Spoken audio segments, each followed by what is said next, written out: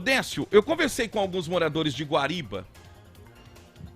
A Monaísa, essa jovem que a gente está mostrando, era blogueira, inclusive, lá em Guariba, conhecida por muitas pessoas. Ela tinha um namorado, que é um policial militar novo até lá na cidade de Guariba. E o tiro que acabou matando essa jovem, partiu da arma desse policial. Num primeiro momento, falou-se em suicídio, que eles teriam discutido e ela teria pegado a arma do namorado e cometido suicídio. Primeiro, como é que o policial deixa ela pegar a arma? A arma ela é de 100% vigilância permanente do portador, do policial. Tanto que muitas vezes a gente observa, né, quem tem amigos policiais ligados à Secretaria de Segurança Pública com porte de arma, a gente vê um cuidado de um policial, ó, às vezes está num local de entretenimento, para não deixar a arma em qualquer lugar para uma criança não pegar ou algum curioso, para não acontecer qualquer coisa. Então é um cuidado permanente, mesmo numa situação de folga. A família está questionando tudo isso aí. Está dizendo que ela recebeu uma mensagem do tal namorado e ele pedia um encontro, mas que ela não avisasse ninguém, só que ela avisou o irmão. Por que não avisasse ninguém? Que tipo de situação é essa? Então é uma história muito esquisita. E aí eu pergunto, quem está grávida de 8 meses, Nando, a ponto de realizar o sonho de ser mãe, dar fim à própria vida dessa maneira? Ela expressava felicidade nas fotos, olha só. Expressava felicidade nas fotos. E outra coisa, a Polícia Civil ainda não se manifestou. Esse silêncio da Polícia Civil é muito intrigante no sentido de que, eu faço a leitura por aqui, o delegado de Guariba não está muito acreditando nessa história, nessa versão, não. Já falaram em legítima defesa, que o policial teria apresentado lá uma situação de legítima defesa. Legítima defesa contra uma mulher grávida? De 8 meses. E ele é o pai. Ah, para. Há uma outra versão de que um desentendimento teria acontecido, uma discussão, em razão de uma gravidez indesejada por parte do pai, que teria uma outra relação em outra cidade. Então isso pode gerar um conflito, uma discussão. Meu caro Décio Rodrigues, além da morte da criança, infelizmente, o que mais nós temos de notícia a respeito desse caso, hein, Décio? 8h06 da manhã. Bom, Lincoln, só para trazer um pouco mais de informação a respeito desse caso, né, que já está repercutindo em redes sociais, não só da nossa região, viu, mas de todo o Brasil, porque está sendo visto, né, por pessoas que abraçam essa causa da luta pelos direitos e também pela proteção das mulheres, como um caso de feminicídio, sim. A primeira informação que nós recebemos foi justamente essa que você trouxe aqui e que a Adriana Souza também trouxe, do suicídio. E quando é um caso de suicídio, a gente até entende a polícia para resguardar a questão das informações, porque a gente tenta não trazer e divulgar determinadas ocorrências, principalmente as ocorrências de suicídio na nossa programação. Porém, é um caso muito estranho, e desde a origem, né, desde o comecinho, desde a última quinta-feira, quando nós tivemos o conhecimento dessa morte, né, quando a Monaísa foi baleada, acabou não conseguindo se livrar, né, o ferimento foi muito grave, né, e a gente foi ouvindo um, ouvindo o outro, acompanhando um, acompanhando o outro, e realmente, Lincoln, cheguei nessa conclusão também, né, de acordo com as informações que nós recebemos, de que a arma utilizada era do namorado, do noivo, da pessoa que estava junto com ela, que é policial. E em Guariba, a informação que eu tenho é justamente a mesma que você trouxe, que todo mundo suspeita de que ele tirou a vida da Monaísa por conta de uma discussão. Tem prova disso? Ainda não tem. A Polícia Civil já está no caso, a gente está em cima. Nós vamos tentar falar ainda nessa semana com o Dr. Reginaldo Félix, que é o delegado de Guariba, para saber se realmente existe algum indício de que tenha acontecido esse feminicídio ou se existe algum tipo de indício mais forte que leve para a linha do suicídio. Aí a questão da balística, de como que a bala entrou, de Ô, como que a bala Décio, saiu. não, ô, Décio, é exame residográfico.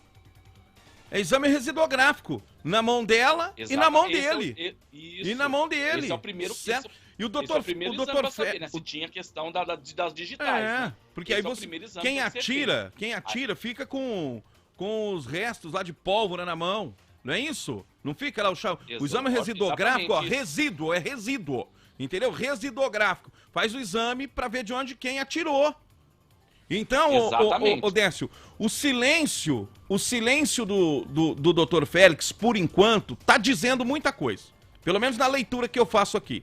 Talvez ele não queira se pronunciar, porque não tá acreditando ainda quando virar a público, já trazer exatamente uma versão mais convicta dessa história. Agora, entre a população de Guariba, já a começar da família da Monaísa, se fala em assassinato.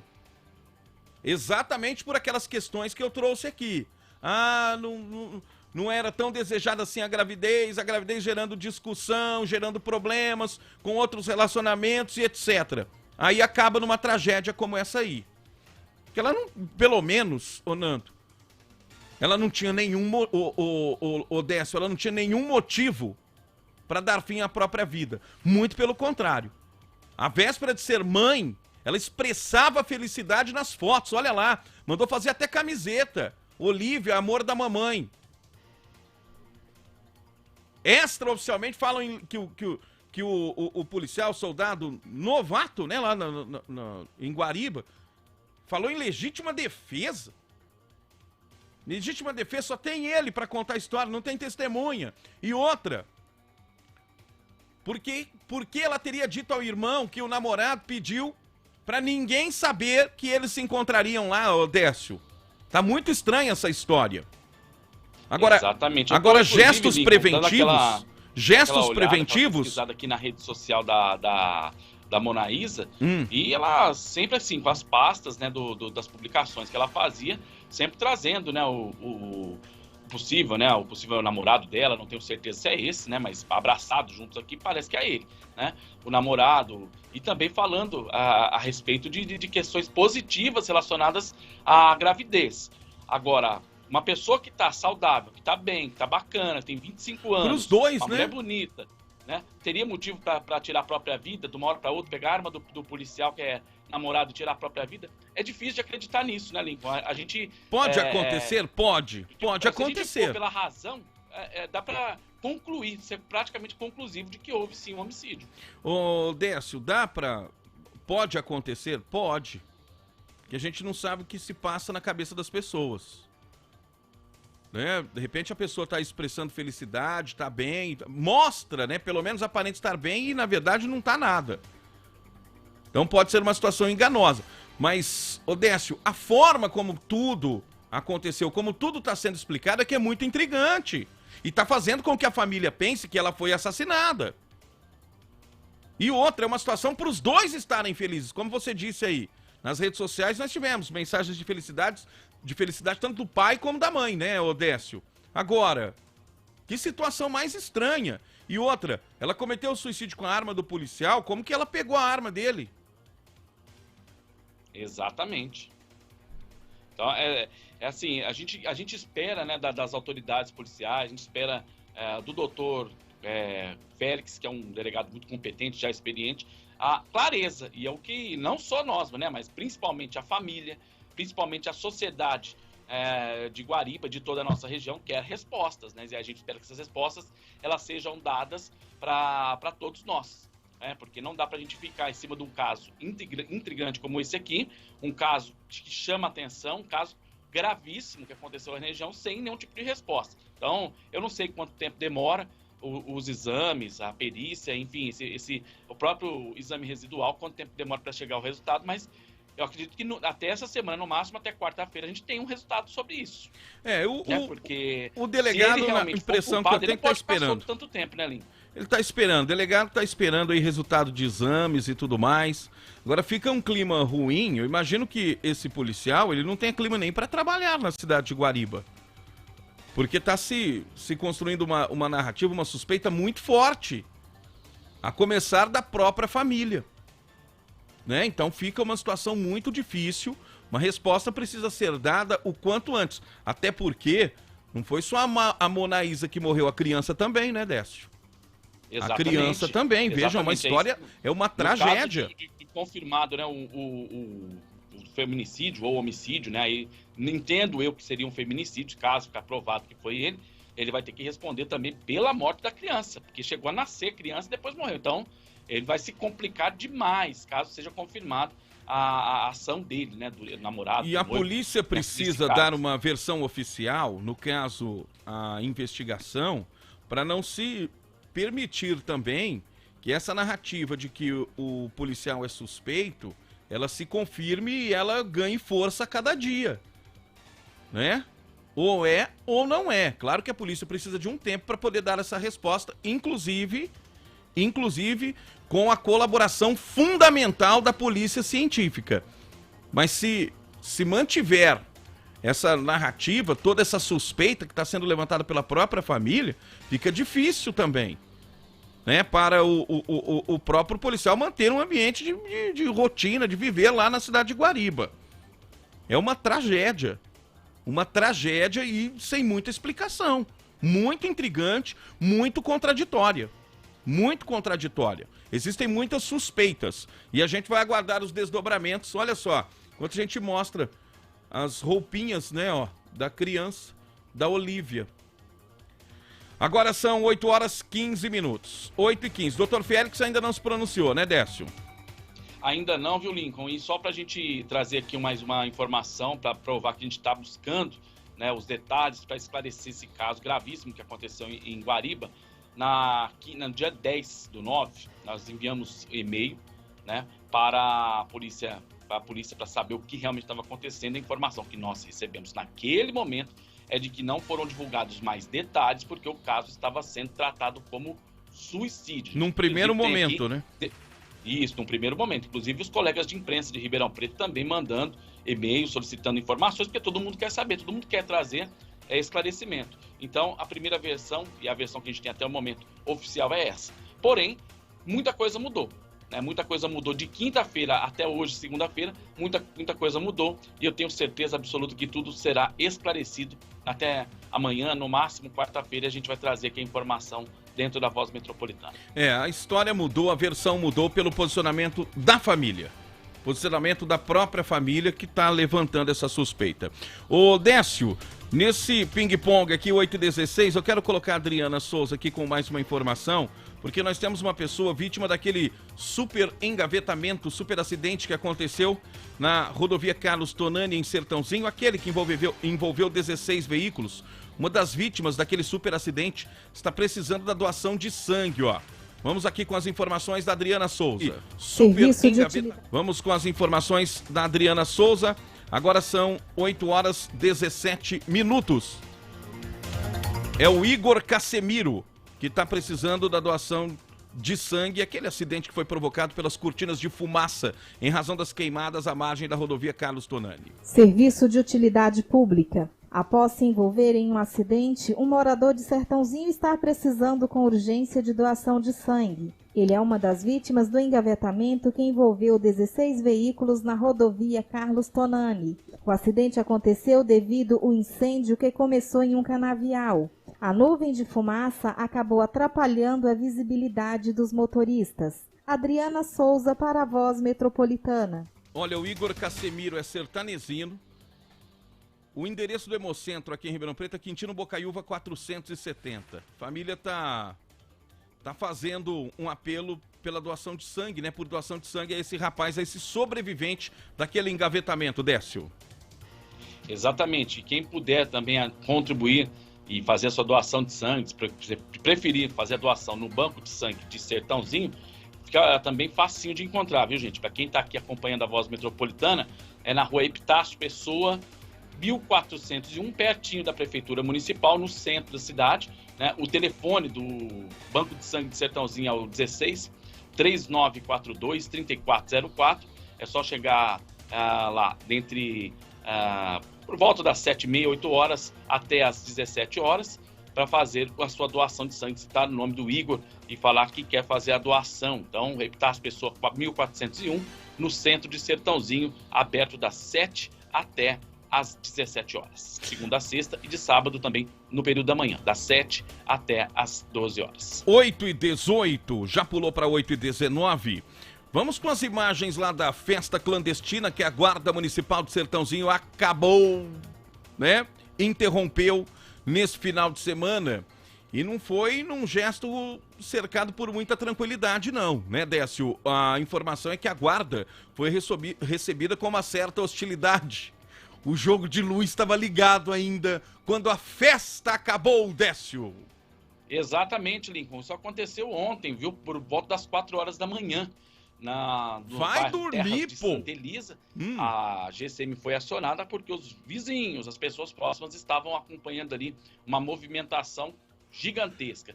Entre 200 e 250 pessoas nessa casa, você está vendo as imagens aqui na Voz Metropolitana, dizendo que estavam ali para uma confraternização familiar, mas não é bem o que a gente viu aí, né?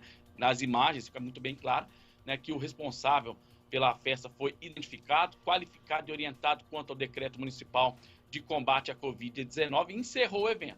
Porém, durante a saída dos participantes, a maioria jovens, né, alguns inconformados com o encerramento da balada, começaram a tirar objetos, dentre pedras, garrafas e pedaços de pau contra as viaturas, sendo que a viatura de número 461, Lincoln, foi atingida, ocasionando uma avaria na parte superior traseira, do lado esquerdo. Porém, não foi possível identificar o autor, porque estava ali esse quiprocó danado, um monte de gente, e aí um monte de gente mal educada, para não falar outra coisa, começou a jogar pedra, garrafa e pau. É gente que não acaba mais saindo dessa área de lazer aí, ó. Pois olha isso, estavam todos amontoados lá, não é nem aglomerado, mas um em cima do outro. Uma confraternização só, hein? É uma festa de família, olha, a moça tá grávida. Quer dizer que joga. E alguém foi preso em razão disso ou não, hein, Décio? Não, o autor desse crime, né, que é um crime, atingiu o patrimônio público, a viatura e também recebeu os GCMs com essa brutalidade. O autor dessa pedrada, dessa garrafada, não foi identificado porque tinha muita gente e ele acabou fugindo. A gente percebe ali que tem uma área muito escura, viu, Lincoln, e terrenos, né, baldios, né, porque ali é um bairro novo, está sendo começando a ser construídas as casas, as edículas, e ele conseguiu escapar ali por uma dessas ruas. A GCM não conseguiu localizar o autor. Porém, as imagens que nós temos aí podem ajudar na identificação, e quem tiver mais informações é só ligar para o 90 da Polícia Militar, ou pode ligar também para o Disque Denúncia 181. Agora, 8h21. Odécio, nós temos informações de um assalto no novo shopping aqui em Ribeirão Preto, é isso? Exatamente, Lincoln. Ontem nós tivemos a informação de que as lojas Americanas do novo shopping em Ribeirão Preto foi assaltada. Porém, o assalto não aconteceu durante o dia, enquanto está todo mundo lá. Ainda bem, né? Mais tranquilo do que o outro assalto que nós noticiamos aqui. Mas foi durante a madrugada, por volta de 13h30, 4 horas da manhã, nós recebemos uma nota do pessoal da administração do novo shopping de que os bandidos teriam pulado o alambrado. Olha como nós estamos seguros nos shoppings, hein? Pulado o alambrado, entraram ali na parte, né, do setor de depósito, vamos dizer assim, das lojas, e por ali conseguiram acessar as lojas Americanas, né, que tem já há mais de 2 anos, numa invasão ao novo shopping durante a madrugada, em que simplesmente limparam a vitrine, as prateleiras e o cofre da Lapidim. E até hoje não se tem resposta sobre a prisão dos bandidos. Agora, 8h23, nesse primeiro giro, Décio, agora vamos até Pitangueiras, porque lá a coisa está esquentando no lado político, é isso? Exatamente, Lincoln. Os vereadores solicitaram a abertura de uma CPI da saúde, né, já há um tempo atrás, aproximadamente aí 3, 4 meses atrás, e esse pedido foi aprovado pela maioria dos parlamentares. Portanto, contrataram uma empresa para fazer uma auditoria, uma empresa, segundo a própria Câmara, uma empresa muito conceituada, e ali descobriram algumas possíveis irregularidades. A Prefeitura deve se manifestar hoje em relação ao que foi abordado na última sexta-feira à noite, ou citar alguns pontos dessas possíveis irregularidades. falta de transparência no plano de vacinação do município. Pitangueiras pode ter ali na cidade o famoso fura-filas e também o desperdício de doses de vacina.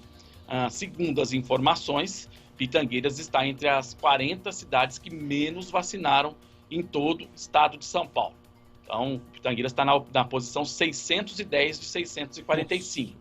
Outro ponto que é de se destacar dessa CPI, desse primeiro relatório que foi divulgado na sexta-feira, de que 30% das doses não foram aplicadas ou não foram registradas no município. Também chamou a atenção. Os vereadores questionando onde estão essas doses do município e não foram aplicadas ou não foram registradas por quê? Mais um ponto de registro aqui. Aplicação dos recursos da Covid-19. É aqui eu quero pedir aqui para que vocês prestem atenção. Primeira constatação, feita pela equipe que fez ali toda o pente fino, vamos dizer assim. 4 milhões aplicados de forma regular para pagamento de funcionários. O município recebeu, segundo informações aqui, o município pode ter recebido mais de 5 milhões para o enfrentamento da Covid. Então, tem ali uma diferença. Aplicados 4 milhões, recebidos 5 milhões, então a diferença é de praticamente 1 milhão, segundo informa aqui o relatório. Outra coisa, compra de produtos, de sacos de lixo. 120 mil sacos de lixo. Olha aí, tem a informação aí. Segundo os vereadores, R$ 31.350 foram aplicados do dinheiro de enfrentamento à Covid para se comprar saco de lixo, 120 mil sacos de lixo. Olha que a quantidade gigantesca. Além disso, gastos com limpeza e também vamos dizer assim, detergente, material de limpeza, chegaram a mais de 3 vezes acima do que nos anos anteriores. Ou seja, gastou R$ 192 mil com limpeza. A questão é essa. Primeiro, a necessidade, a quantidade e o valor. Por quê? Porque o hospital, as unidades de saúde precisam de limpeza também. Precisa de saco de lixo? Precisa de sabão, enfim, né? Detergente, produtos de limpeza de uma forma geral. Agora tem que observar a quantidade e o valor que a prefeitura pagou. É por isso que essa auditoria é necessária. E a prefeitura, obviamente, justificar, né? A empresa, né, que fornecedora dos produtos de limpeza, segundo aqui o relatório, não tem sequer a fachada, não tem registro para essa finalidade e fica em Sertãozinho. O cadastro do CNPJ da empresa é de comércios de balas e doces. Quer dizer que compraram um saco de lixo na loja de bala. É o que está falando aqui o relatório. Eu tô dizendo. E a Câmara vai abrir alguma CPI nesse sentido, Décio? Não, já é o relatório da CPI. Já é o relatório. Da CPI. Agora começam na quarta-feira, agora a gente tem uma nova sessão, né? Nós teremos as oitivas, viu, Lincoln? Da mesma maneira que aconteceu no Senado Federal, nós vamos ter uma réplica do que aconteceu no Senado Federal em Pitangueiras. Um monte de gente será ouvido, né? Todo mundo terá o direito de falar e a Câmara, né, vai tomar a posição de autoridade, assim como o Senado Federal tomou. Então a gente vai aguardar aqui, dar o horário do expediente da Prefeitura, pedir explicações sobre esse primeiro levantamento feito pela CPI Covid, entregue CPI da Saúde, que envolve também a Covid, mas que chama muita atenção. Olha, e Pitangueiras... Tanto dinheiro foi enviado para assistência social e não foi aplicado corretamente. E Pitangueiras não investiu praticamente nada em abertura de leitos de UTI. A gente falou isso muito aqui. Não investiu nada em leito de UTI. E as primeiras pessoas a morrerem esperando por um leito de UTI foi onde? No corredor da Santa Casa de Pitangueiras. Me lembro muito bem que a gente trouxe a notícia aqui. Ô, Décio, daqui a pouco te chamo de volta, ok? 8h28. Valeu, Décio Rodrigues, 8h28. Olha, animais feridos aqui na região de Ribeirão Preto estão sendo recebidos